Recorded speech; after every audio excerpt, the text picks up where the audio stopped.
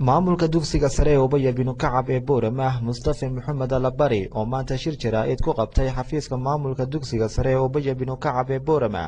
ayaa waxa uu ardayda wax ka barata Dugsiga sare Ubaya Kacab gaar ahaan fasalada form 4 iyo form 3 ugu bishaareeyay inay muddada waxbarashadu ay hakadka ay ku jirto casharadooda si toos ah uga baran doonaan qaab online ah barta YouTube-ka ay ku leedahay Ubaya Kacab. Ugu horreyn Mustafa Muhammad Allabari maamulka Dugsiga sare Ubaya Kacab ayaa ugu horreyn waxa uu bulshada caalamka looga bariyay in alle ka dulqaado xanuunka faraha ba'an ku haya dunida. Subhanahu wa ta'ala ya mahadle waxaan Ilaahay subhanahu wa ta'ala weydiisanaynaa inuu xanuunka iyo dhibta koonka ku soo habsatay in Ilaahay ka qaado. Ilaahay maxaa ka dhigo maxaa intii ku dhimatay damira foo dhigo inta ka caafimaad qabtana Ilaahay subhanahu wa ta'ala ka ilaaliyo. Ilaahay subhanahu wa ta'ala taas weydiisanaynaa anagoo ka jawaabana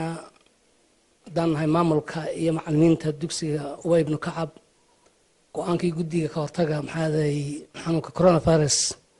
ee hadda dhammaan in la fasaxo waxbarashada tixgelinayna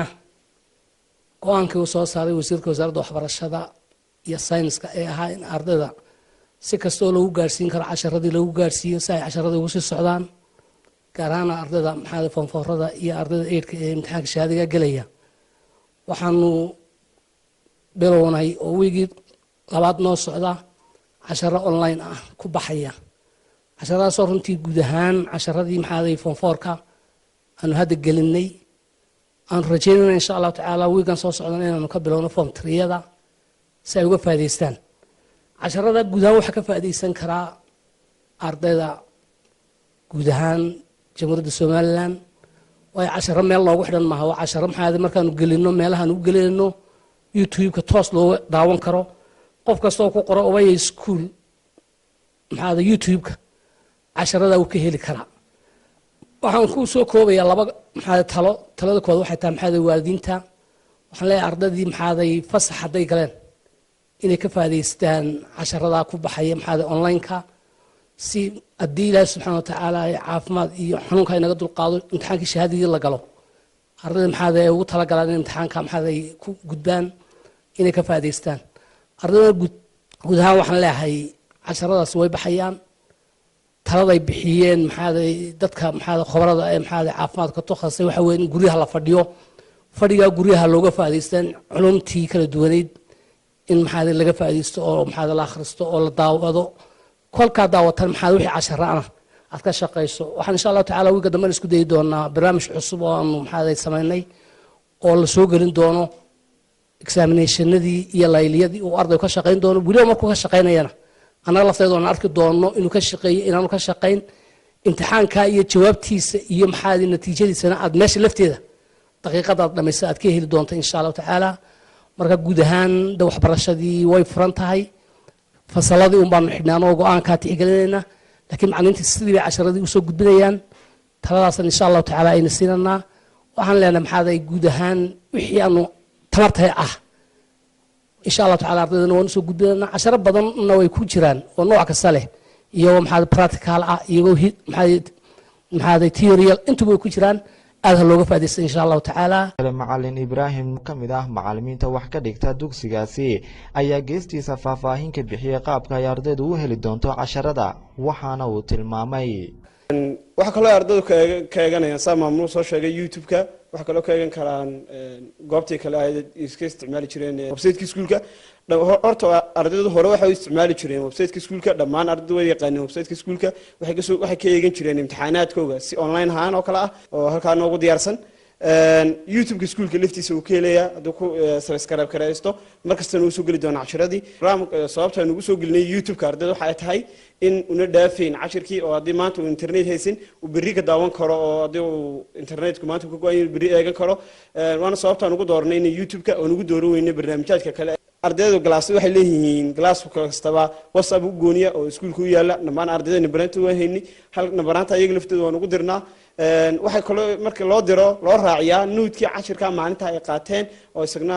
software u raacsan uu jira oo ardaydu ku qoranayaan oo video-ga hayn waxa maamulu sheegay programkaas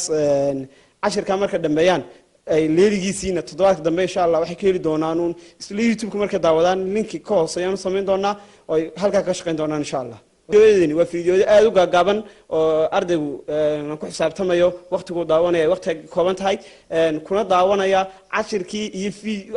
barata kaalkii la socda oo aad saarahan hadii dagaalo macalinku ka sheekeynay dagaalada iyo meelaha ka dhaceynaya wadamadii u sawirayeen haduu macalinku curiyaal ka sheekeynay macalinkii oo laabkiisa liftiisa isku darayay hay uu soo baxayaan insha Allah bin Allabari dugsiga sare ee Ubaya binu Kacab oo ah dugsiyada gaarka loo leeyahay ayaa noqonaya dugsiga ugu horeeyay ee gobolka Awdal